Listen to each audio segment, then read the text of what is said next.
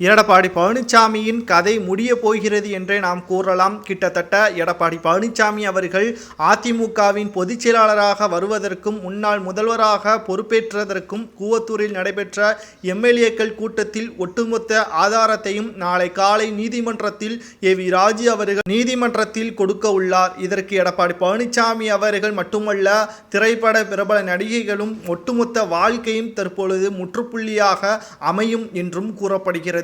எடப்பாடி பழனிசாமி அவர்களின் லீலைகள் அனைத்தும் இந்த வீடியோவின் மூலமாக வெட்ட வெளிச்சத்திற்கு வரும் என்றும் ஏவி ராஜு அவர்கள் பகிரங்க பேட்டி ஒன்றையும் அளித்திருக்கிறார். கடந்த வாரம் முழுவதும் கூவத்தூரில் நடைபெற்ற சம்பவங்கள் தான் தமிழக ஹெட்லைனாக உருவெடுத்திருக்கிறது. குறிப்பாக எடப்பாடி பழனிசாமி அவர்களை பற்றியான அனைத்து தகவல்களையும் பன்னீர்செல்வம் அவர்களே வெளியிட்டிருப்பார். ஆனால் அதிமுகவின் மீது வைத்த அதிக அளவு பற்றின் காரணமாகவும் புரட்சித் தலைவி ஜெயலலிதா அவர்களின் பெயரை கெடுக்கக்கூடாது என்பதற்காகவும் முன்னாள் எம்எல்ஏக்கள், அமைச்சர்கள் இவர்கள் மக்களால் தேர்ந்தெடுக்கப்பட்டிருக்கிறார்கள் என்பதை மறந்துவிடக்கூடாது என்பதற்காகவும் தான் அனைத்தையும் அன்றே வெளியே சொல்லாமல் மூடி மறைத்திருந்தார். ஆனால் ஏவி ராஜு அவர்கள் அதற்கு எதற்கும் பயப்படாமல் உண்மைகளை கூறி மக்கள் தெரிவு அடையட்டும், இனி மக்கள் யார் நல்லவர் யார் கெட்டவர் என்பதை புரிந்து கொள்வார்கள் என்றும் எடப்பாடி பழனிசாமி அவர்களுக்கு எதிராக கூறியுள்ளார். இதில் பிரபல நடிகைகளும் தொடர்புடையதால் கிட்டத்தட்ட அவர்களும் என் மீது வழக்கு தொடர்ந்தாலும் பிரச்சனை இல்லை, நிச்சயமாக ஆதாரம் என்னிடம் இருக்கிறது, நீதிமன்றத்தில் அதை சமர்ப்பிப்பேன், நிச்சயமாக அதற்கான தண்டனையை அவர்கள் அணிவிப்பார்கள் என்றும் தற்பொழுது ஏவி ராஜு அவர்கள் கூறியுள்ளார். திரிஷா தற்பொழுது இதற்கான நடவடிக்கைகளை மேற்கொண்டாலும் எனக்கு பயம் கிடையாது என்றும், ஏனென்றால் அவர் கூவத்தூருக்கு வரவே இல்லை என்று ஆதாரமாக கூறிவிட்டால் போதும், நிச்சயமாக நான் இதிலிருந்து பின்வாங்கிக் கொள்வேன்.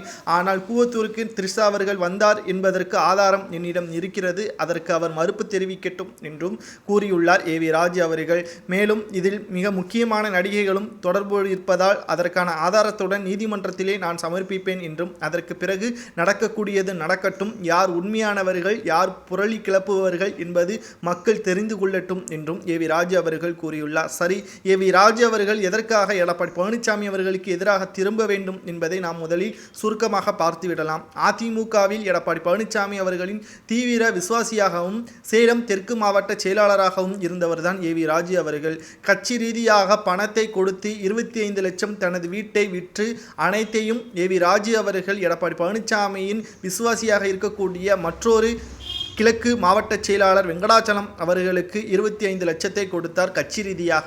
ஆனால் கடனாக கொடுத்த பணத்தை 5 ஆண்டுகளுக்கு பிறகு தற்பொழுது கேட்கும் பொழுது கட்சி பணத்தை திரும்ப கொடுக்க முடியாது என்று வெங்கடாச்சலம் அவர்கள் கூறியதால் அதிர்ச்சியடைந்த ஏவி ராஜு அவர்கள் இதற்கு முறையிட்டார் எடப்பாடி பழனிசாமி அவர்களிடம். ஆனால் எடப்பாடி பழனிசாமி அவர்களோ தனது விசுவாசியாக இருக்கக்கூடிய வெங்கடாச்சலம் அவர்களுக்கு ஆதரவாகத்தான் பேசினாரே தவிர ஏவி ராஜு அவர்களுக்கு இதை பற்றி பேசுவதற்கு தகுதி கிடையாது என்றும், 5 ஆண்டுகளுக்கு பிறகு மீண்டும் கட்சி பணத்தை கேட்டால் கட்சியிலிருந்து நடவடிக்கை எடுக்கப்படும் என்றும் ஏவி ராஜு அவர்களிடம் எடப்பாடி பழனிசாமி அவர்கள் கூறிவிட்டார்.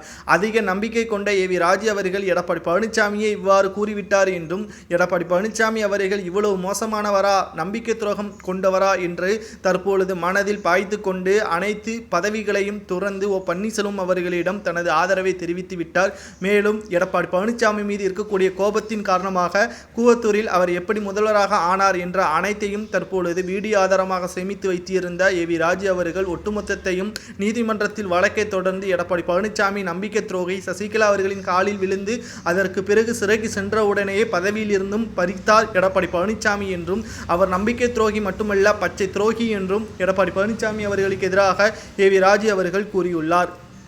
இந்த நிலையில்தான் வெங்கடாச்சலம் அவர்கள் ஏவி ராஜு அவர்கள் கூறிய மற்றொரு திடுக்கிடும் தகவல் என்னவென்றால், ஏவி ராஜு அவர்கள் வெங்கடாச்சலம் என்பவர் எடப்பாடி பழனிசாமியின் பினாமி என்றும், சேலத்தில் முக்கியமான அனைத்து வசதிகளையும் கொண்ட ஏவி ராஜு அவர்கள் கூறியது மிகப்பெரிய அதிர்ச்சியையும் ஏற்படுத்தியிருக்கிறது. வெங்கடாச்சலம் என்பவர் எடப்பாடி பழனிசாமியின் பினாமி, ஒட்டுமொத்த சொத்திற்கும் அவர்தான் அதிபதி என்றும், காரணம் எடப்பாடி பழனிசாமி அவர்கள் எந்த ஒரு வழக்கிலும் சிக்காமல் இருப்பதற்காகத்தான் ஏற்கனவே முன்கூட்டிய திட்டமிட்டு அனைத்தையும் சரி செய்துவிட்டு அதற்கு பிறகுதான் முதல்வராக பதவியேற்றார் என்றும் தற்பொழுது திடுக்கிடும் தகவல்களையும் கூறியிருக்கிறார். பார்க்கலாம், ஏவி ராஜு அவர்கள் கூறுவது போல் கூவத்தூரில் நடிகைகள் வந்தார்களா, அதில் எடப்பாடி பழனிசாமிக்கு சம்பந்தம் இருக்கிறதா என்பதை நாளை காலை வெட்ட வெளிச்சத்திற்கு நீதிமன்றம் மூலமாகவே தெரிந்துவிடும். ஒருவேளை எடப்பாடி பழனிசாமி அவர்களுக்கும் பல நடிகைகளுக்கும் தொடர்பு இருந்து தெரிய வந்துவிட்டால் அதிமுகவின் பொதுச்செயலாளர் பதவியிலிருந்து அதிமுகவின் தொண்டர்களை எடப்பாடி பழனிசாமியை விரட்டியடிப்பார்களா அல்லது அவரே தனது பதவியை ராஜினாமா செய்வாரா என்பது கேள்விக்குரியது. ஒருவேளை தவறு செய்திருந்தால் எடப்பாடி பழனிசாமிக்கு என்ன தண்டனை கொடுக்கலாம் என்பதை கூறுங்கள்.